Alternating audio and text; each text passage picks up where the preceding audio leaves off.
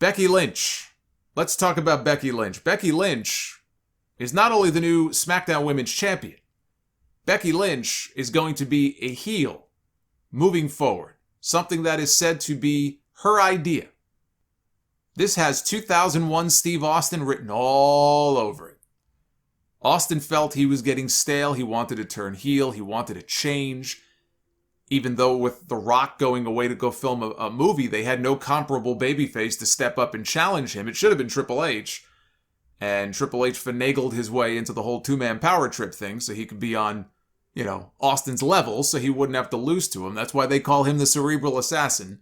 In the meantime, though, they had no top babyfaces. They had to put Undertaker and Kane as the top babyfaces until Rock eventually came back. It was a dumb thing to do. Business went down. And by November, he was back to being a babyface. Because as good as Austin was as a heel, the fans did not want to boo him. You go back 3 years ago when they first tried to turn Becky Lynch heel, and it didn't work. It had the opposite effect because the fans liked her and they did not want to boo her. That, and they saw Charlotte stealing a title they felt that she didn't deserve. But their attempt to turn her heel was a colossal failure. By sheer dumb luck, they ended up creating the biggest babyface that they've had in this company in years. And booking a WrestleMania main event that they never intended to book. It was going to be Becky Lynch against Ronda Rousey at Survivor Series until Nia Jax, of course, broke Becky's face. The plan, though, for Ronda was for her to wrestle Charlotte in the main event of WrestleMania. But there was no way the fans would have accepted that match without Becky being involved, so it was changed. It's very rare that you have someone like that who connects with the audience on the level that she did. So now she comes back and does the same thing to Bianca Belair at SummerSlam as what Charlotte did to her 3 years ago on that same show. Now, of course, I don't see the fans booing Becky the way they did Charlotte because Becky is beloved. Bunch of hypocrites these people are.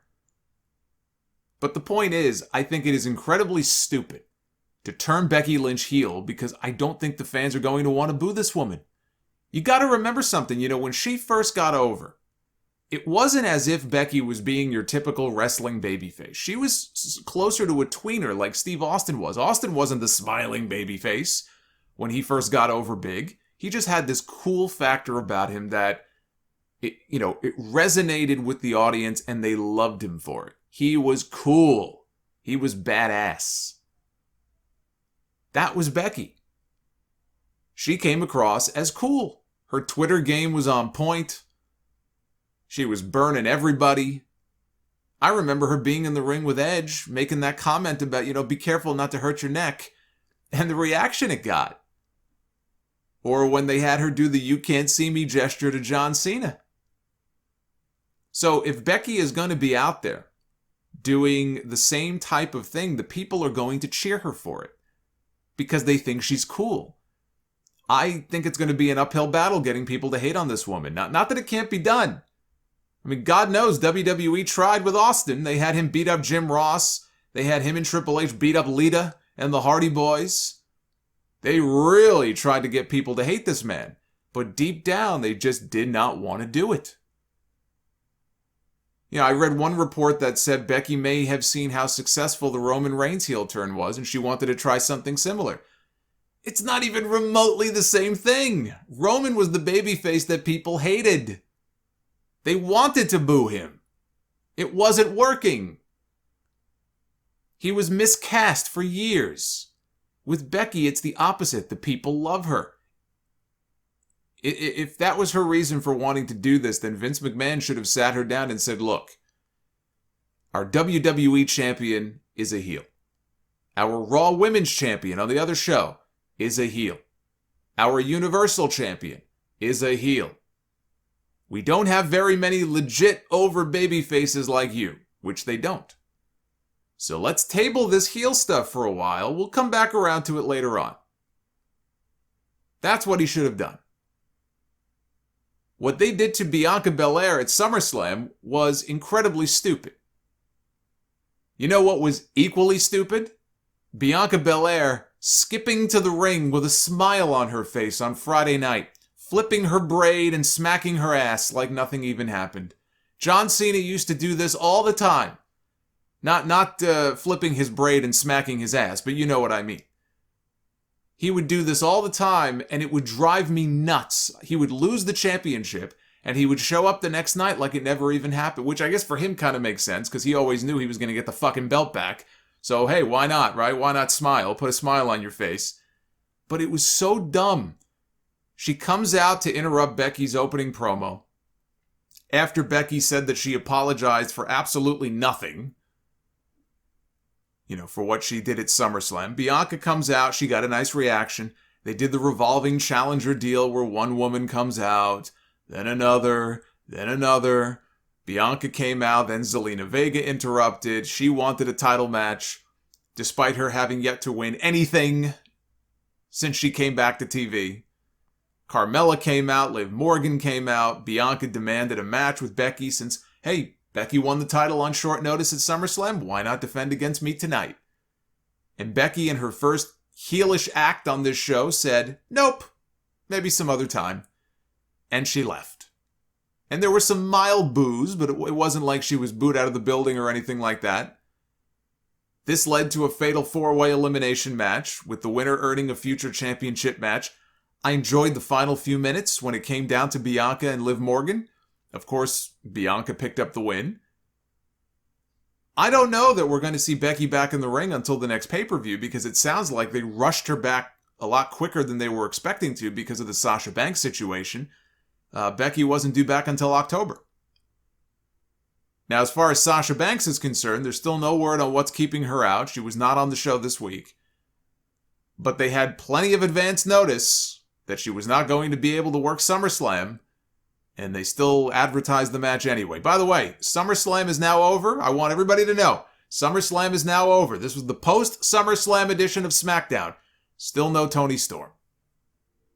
I thought maybe they're waiting until after SummerSlam. She has no match on the card, so we'll wait, and then we'll put her back on TV. Nope. It has now been 5 weeks since she debuted on SmackDown. I'm going to need proof of life to know that this woman is okay.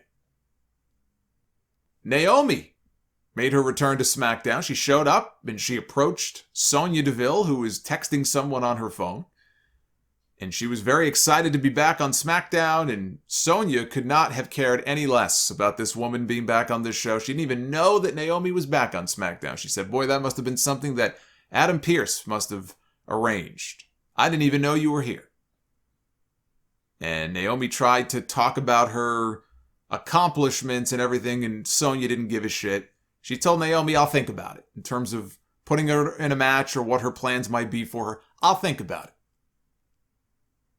Now, I think that you could do a program here between these two women. You could do a Naomi-Sonya Deville program as a way to reintroduce Sonya as a wrestler.